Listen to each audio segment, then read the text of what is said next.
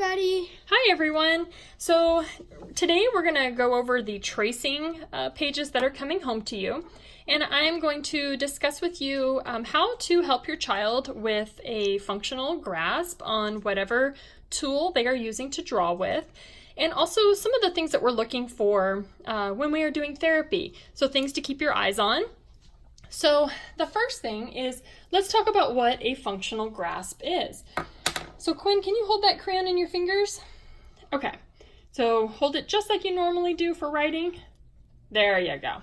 Okay, so this is called a tripod grasp, and he has it between his thumb and his pointer, and it is resting on his middle finger. These two fingers, his pinky and his ring finger, are tucked in, and they're called the stabilizing fingers. So just go ahead and go across that line. So when a child has a functional grasp, what you will notice is that they have the movement, a nice open space here for the tool, the crayon, the marker, whatever, to sit in. And it really helps for that good movement when they are doing writing tasks. Now, if your child isn't quite there yet, Quinn, I'm going to have you hold it like this, okay? And let's say when they get a crayon or a marker, something long, they're holding it with their whole fist. What I would like is for you to break their crayon. When you break their crayon, no, it's okay, it's already broken, you don't need to break it again. When you break the crayon, it forces their fingers to only hold the very bottom. They can't hold it. It's too small. It's too small, isn't it? You can't do it that way. So it forces them to hold it correctly. Now, please keep in mind, if your child does not normally use this grasp, they are going to get tired very, very quickly. So one of these lines and then take a little bit of a break. Having them do all three of these precisely and accurately when they don't usually use that grasp is asking a lot. So now that we have established how to get them to have a good grasp, the next thing is making sure that their wrist is on the table. So Quinn, can you hold your paper with your helper hand? So if they don't naturally hold that paper with the hand they don't use the crayon with, encourage them to use their hand, and then you can even put your hand on. It's a nice way to give a little bit of that sensory input. It feels good. Lets them know where their hand should be. And then, again, if they don't usually use this grasp, they're going to be a little weak. So you can help them by just putting their hand and put a little tiny bit of down, just the smallest bit of pressure at their wrist. Okay, Quinn, go ahead and go up and down. I can't see. I know, I'm sorry. There you go, and up.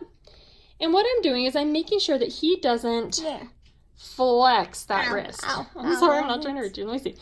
I'm trying to make sure he doesn't flex that wrist, because sometimes when kiddos aren't too sure, that's what they do. And so I'm just trying to make sure as he's doing this, he keeps his wrist down. There you go. It's hard with that little mark. It's okay. Good. So I can't see where I'm going. It's okay. It's okay. Okay, now I'm going to give you a crayon. A marker. I'm going to let you do it with a marker. And let's do a blue one. So I'm going to have you go ahead and do the up and down. There you go. And again, the things that we're looking for, making sure that helper hand is holding the paper, making sure he's using a good grasp, making sure his wrist is on the table, and making sure that his eyes are looking and he's actually attempting to do the line. Your child may not be able to stay on the line, and that is totally okay. It's again, we can make it a little bit fatter. And then we kind of work up to their level. Now, some ways that we can modify this. If that little line was a little too challenging for your child, we can make it a road. And then we tell them, please color within the road. So that gives them a nice visual on either side to color inside of. And you can do that with each and every one of these. And, okay, I got one more. So we're still okay. So for this one, if I'm a little worried that this one might be a little too challenging. I know how to do it.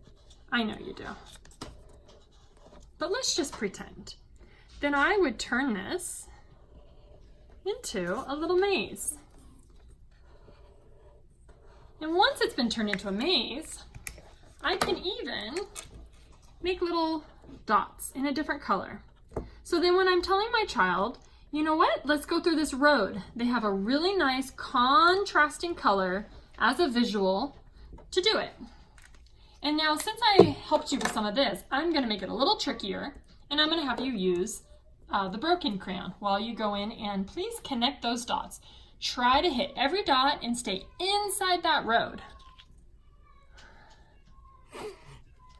Our cat is meowing. Oh wait, so you don't want to go backwards, you want to keep it going. So you want to always go just like you're writing. And the reason that we do that we don't want them going backwards, is because we really want them to be thinking in that left to right, top to bottom mentality. Because when they are writing, they are going to write left to right, top to bottom. So we really encourage anything that we're doing in that manner, so that they aren't trying to do things in a backwards and from a right to left, because that could end up confusing them in the long run. Now, I'm going to add one more step, because that's what we love to do in OT, is take one activity and turn it into 20. I'm going to have you color in from marker line to marker line.